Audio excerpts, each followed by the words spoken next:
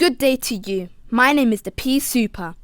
Some people call me London Ivy or London Particular, but Pea Souper is the name that's stuck. Apparently it's because I look like a pea soup. A tad rude if you ask me.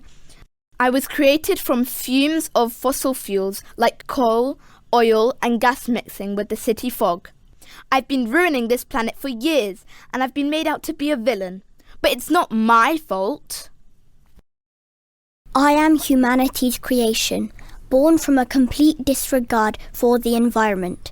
Through coal burning and waste dumping, pollution has ruined our planet and is only getting worse. Let's step back in time all the way to the Victorian era to see how it all began. During the peak of the Industrial Revolution in the 1800s, England's production lines skyrocketed thanks to the advance in machines and chemicals. It was also a time when the smoke billowing out from factories and houses ruled the skies.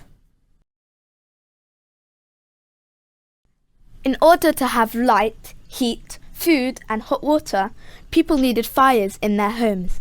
To light these fires, people mostly used coal as it was cheap. But it caused a lot of mess, and not to mention smoke. But what was a home without a fire?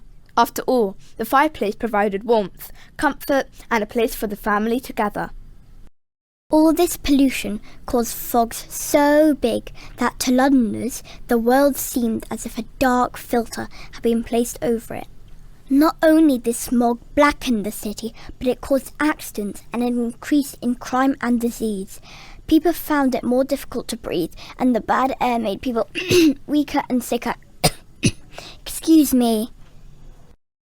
The Victorian writer Charles Dickens captured just how filthy England was in his books, writing about polluted rivers and thick smog plaguing the cities. He spoke out about social issues like poverty and pollution, and even published an article on the dangers of burning coal. In his novels, filthy London was at the forefront and fog became a frightening thing. In Hard Times, Dickens described the smoke coming out of the chimneys like a serpent above the city that never uncoiled. Even the rivers were dirtied by the factory running purple with ill-smelling dye. And to think the vile Victorians drank from these. Pollution was causing havoc during Dickens' lifetime, but today we face far greater dangers than just pea-coloured fog. Weather conditions are growing more extreme. The planet's temperature is warming, and the sea level is rising. Life on Earth is on the brink of extinction. But there are changes you could make to help save our planet. Release your inner Dickens and write to your MP to make sure they're actively championing a cleaner and greener future. Or perhaps you could take action. Reduce your meat intake. Turn off lights and electrics when they're not in use. Take public transport when you can, and help create homes for insects and wildlife so they can thrive.